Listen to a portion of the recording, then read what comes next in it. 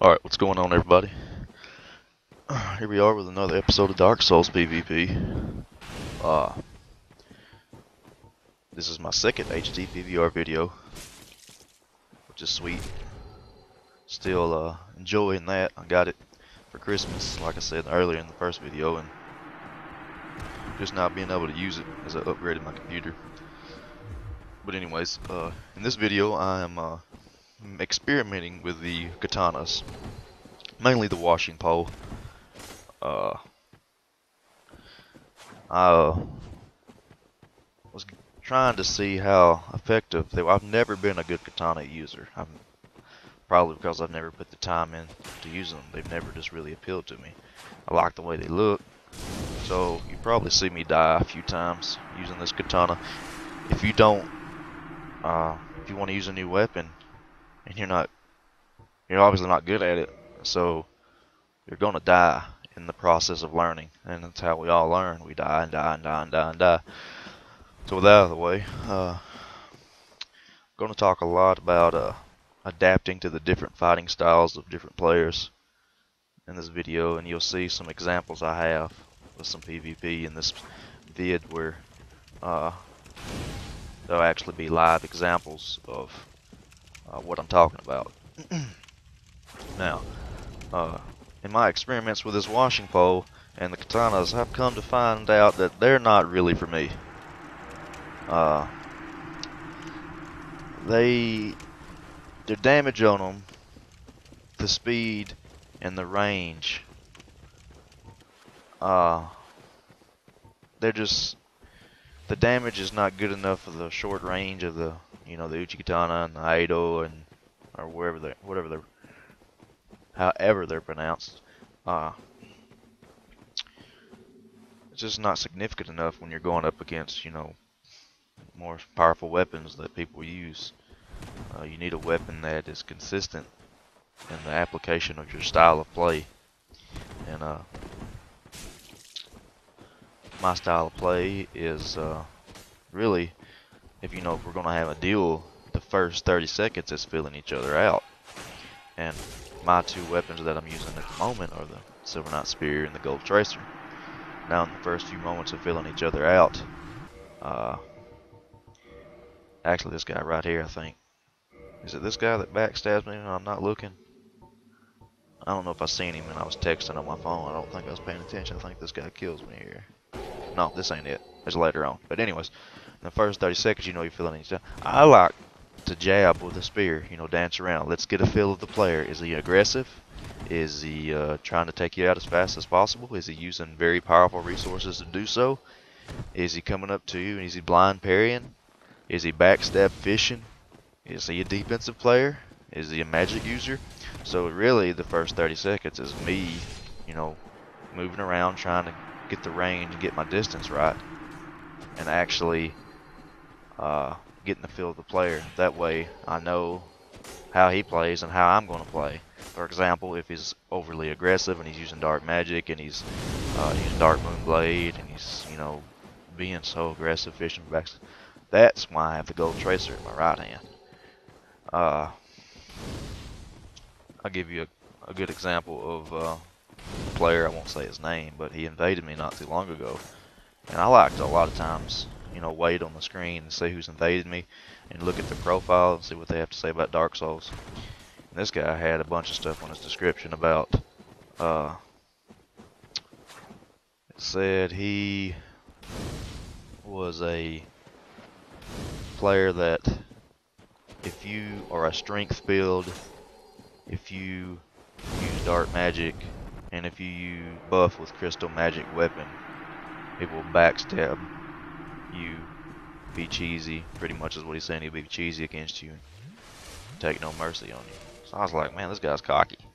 So I read that. Then what irritated me is right off the invasion he cast Dark Moonblade. Now Dark Moonblade is more powerful than crystal magic weapon, and that is kind of like contradicting yourself. You're saying you will, you're going to play all out on somebody who buffs a crystal magic weapon, yet you buff right out of the gate with Dark Moonblade. So that kind of set me off. Then I switched to my Gold Tracer and I went up to him and I spammed him until he died in like 5 seconds. Now, for one thing, if it had been any good, he would have avoided that stun lock. I mean, if somebody has a gold tracer, they've got to be really close to you to hit you. So even if you get hit once, you better be rolling. You better be toggling off. You better be, getting your range to where you know he's going to be up close fighting you. So you better have some form of distance training there to not get stun locked and die like he did. Then he sent me a message. It's like, get good. You beep, beep, beep, And I was like, I mean, what's your problem, I said, you contradict yourself. Here you are coming right out of the gate using Dark Moonblade, and you whining about it on your profile about crystal magic weapons. So, get out of here with that stuff. If you're gonna be a style of fighter, then be consistent about it. It just doesn't make sense. I mean, it's just a video game for sure, but the integrity of a player to complain about crystal magic weapon and complain about dark magic and then turn around and use it, it's kind of confusing. But other than that, there's that guy I was talking about. I didn't even see him, and I actually ended up flipping off the cliff. But so in those situations, you have to make your best judgment on how to deal with that situation. In that particular situation, I knew he was going to kill me with that Dark Moonblade. It's so powerful. Plus, anytime somebody uses Dark Moonblade or Dark Magic or something where they bring out all their guns and they're really trying to finish me off as quick as possible. Yeah, I like the Gold Tracer is my form. It's my knife in my boot. It's what I'm packing. I'm packing a Gold Tracer that way. I'm not going to fist fight somebody who pulls a gun on me. So, figuratively speaking, somebody comes out using all that powerful stuff, I'm going to use the Gold Tracer to balance that out. And it's really effective if you have super high poise above 100, but I only have like 54 my character here, and this is my final build because I would rebuild it and tweak it, but it takes so long now that the bottomless box glitch is gone. And I've heard people use save editors, but I could never find one. I just don't want to go through the whole process of building a character from level 1. So he's level 131. If I do the math, I can invade people to 108. But I like to host, so I can, be invaded by anybody. And it's not overpowered. Really, I've got 2 wasted points into faith, which do me nothing. And I've got 4 wasted points into strength. The only reason I had 20 strength was to use this washing pole one-handed. And it turns out that, you'll see in a minute, I'll die and I'll get frustrated and just give up on the katanas because there's no... I just don't see the point in using a katana because if you're going to be up close with somebody, you need the poise to use your weapon or you're going to get stun locked. If you're going to be far away, like with a spear, you can have less poise. You can poke, and you can have that distance variable there where if you have a spear, you've got the distance, you may not have the damage. If you've got a shorter weapon like a scimitar or any of the curved weapons, a tracer, or you've got the ability for speed and DPS damage, so you really need to have the poise to back that up. So if I'm getting in close, I'm going to use the best close range weapons, which would be the curved weapons, in my opinion. The best long range weapons is the spear. So if you're going to be in between, which is my in between weapons are like the claymore and the Balder side sword. I like to combine pyro with them, with a more of an aggressive style of pyro and running attacks and stuff like that. So after you fill somebody out within the first 30 seconds, like this guy, I'm filling him out. I see that he spams the parry. So what is the counter to a parry spammer? The backstab. I think that's a legitimate use of backstab. If somebody's just coming up and parrying you, because parry can change, it can kill you in one hit. So you really got to be careful. He kills me there. I'll get a rematch with that guy. I think his name's Notorious, and I end up killing him. But so adapting to change, you really got to use your judgment on things. If, You know, guys, you see a guy backstab fishing. That's the #1 complaint with new players is the ability to stop backstabs. Alright, first of all, you got to know the mechanics of how backstab works. You know, this game is kind of like a science if you break it down to it, which makes it so interesting, so fun. But, you know, the mechanics of a backstab include that with lag. There's a degree of lag when you play. So, you need to know when this guy's going to backstab. You know, when he gets to my left shoulder, right shoulder. Don't let him get to your left shoulder. Either circle with him, or you can try the counter backstab. I've gotten away from the counter backstab just because it's not as effective as me standing right in front of your face. You know, if you're trying to get to my left shoulder, I'll just keep going right. That way you'll never get to my left shoulder. And either I'll hit you with a gold tracer. If you're backstab fishing me, I'll use the gold tracer. For one, I'll probably stun lock you, and you won't get my back. Two, the way the gold tracer swings, it kind of swings to the left and right. You know, it's got that circular 180 degrees coverage there. That way, even if you did get my back, it wouldn't do anything because you would take that hit, and you know how that works. So, you know, you can deal your backstab fishers like that. As far as your parry spammers, you know, in the first process of 30 seconds, you know, you're filling each other out, and you see that he's parry spamming. You know, if you got a long range weapon, in order for somebody to parry you, they've got to be pretty much right in your face. So you're not going to parry the tip of a spear. Don't go in spamming your R1 either. Just, you know, and don't forget about the best weapon, which is the counter parry spam, which is the backstab actually. So also, I love to use Black Flame and Great Combustion. Like, I'll swing and get them to parry, then I'll hit them with a Great Combustion because they think I'm going to swing with my weapon. Also, the kick is good. The kick is good. Knock them back. So you got a lot of different techniques to fight against a lot of different techniques. Now, so with different types of players, you really have to, you know, have a lot of experience PvP and that sort of thing to be able to adapt to all these different players and all these different types of situations. I think once you get past the basics of understanding how the criticals work, the backstabs and the parries, then you can focus on your good PvP like I'm doing. Now, how many times have I got backstabbed in this video? I've got backstabbed absolutely no times, just because I understand how the mechanics work. And I'm not saying I don't ever get backstabbed. I get sloppy sometimes, and I do get backstabbed, or somebody's really good at, you know, roll BSing or something. And the roll BS is an advanced form of backstab fish, really, technically. And I think it's a legit one. I mean, I think backstab fishing, I mean, if you want to backstab fish, I think that's to your disadvantage, because if you're playing me or you're playing a good player, you're not going to get that backstab on them unless you have a crappy connection. Because my backstab defense, you develop that as a player. You develop your backstab defense to a degree of where you really protect your back, and you learn to protect your back with more experience. Kind of like in jiu-jitsu or whatever.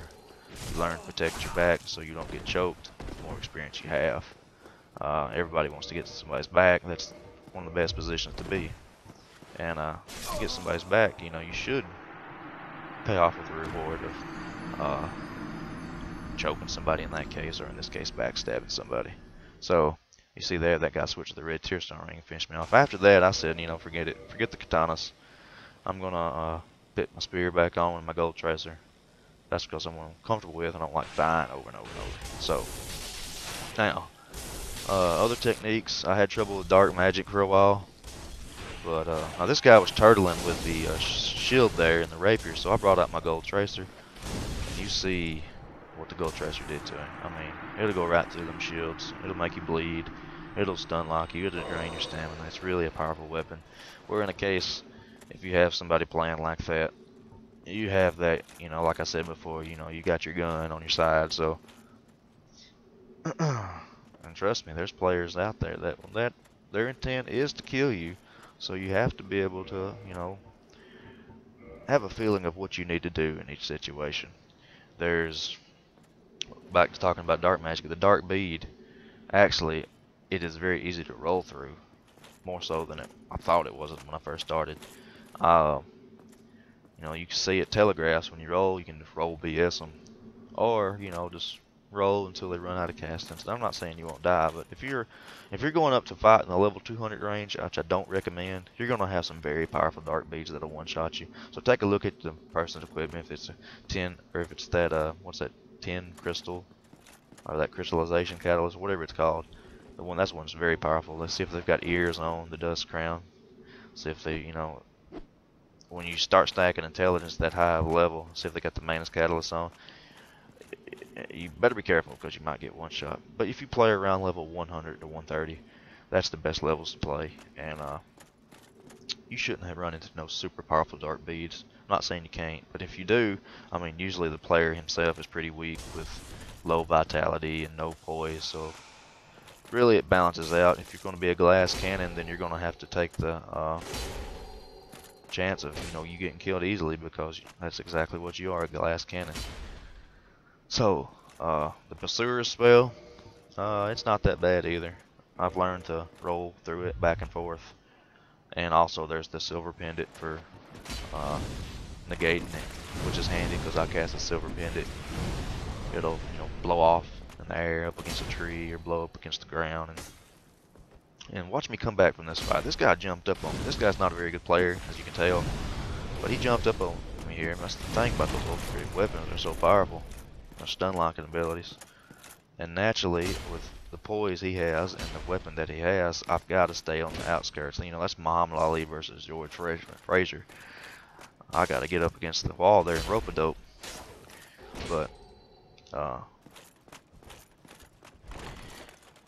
what else is it? The Wrath of the Gods was bad for a long time, but Wrath of the Gods it's a little harder to roll through than Dark Bead because it's not as telegraphic. Just watch what the guy has in his left hand. If he brings out that talisman, then you know that's a possibility. You may get hit with it once, but try to be more aware of the situation after you get hit with it once, and you can roll BS them. What else is there? Some of the trickiest players are the ones that use a plethora of techniques. You know, they may use the Moonlight Greatsword special ability with Pyromancy, and they may use Obsidian Greatswords R2. I've come to find out that the best tactics are the ones that are unpredictable. You know, that just makes sense. You know, if I was to throw a punch at you straight at your face 3 times in a row, I mean, by the 3rd time, you know I'm going to punch you in the face again because that's what I've been doing, and you're expecting it. I've done hit you in the face the first time, so it's natural if I would mix it up. You know, throw a few kicks in, throw a low punch to the body and follow up to the head. You know, stuff like that. I think Bruce Lee calls that attack by combination, or progressive indirect attack, where you actually fake an attack, feint as you would call it, and follow that up with your actual meaning. A lot of times I'll run in to somebody with, let's say, a weapon and do the running attack, and when like if you run with a katana, you know they're going to do that run stab, so most people would parry that just because of the anticipation of that stab coming. So I'll run in and cast a Great Combustion, and there they parry the air, and it's hard to parry that pyro. So there's a lot of different techniques that are used in this game, but there's a counter to every single one of them. As far as the spear goes, it's my form of jabbing and filling an opponent out. As I saw, that guy was blind parrying, so I hit him with a black flame. And all these, these strategies and tactics and stuff like this is an aggressive game. They apply, but they don't really apply strategically. Strategically is a long-term set, kind of like in chess when you're thinking 10 moves ahead. Most of these techniques apply tactically, where it's right now, I'm thinking 1-2 move, 2 moves. I'm fixing to sacrifice my queen to really disrupt your whole side of the board. So you've got to be on your toes when you PvP in this game. And this guy right here makes me mad because he did not give me time to heal. He did not give no respect to us. He was just coming in for the kill. That's okay, but I've got a gold tracer for people that, you know, want to go ahead and get the match over with. That's okay. I can go ahead and get the match over with. You know what I'm saying. So, let's see. I got stuck right there.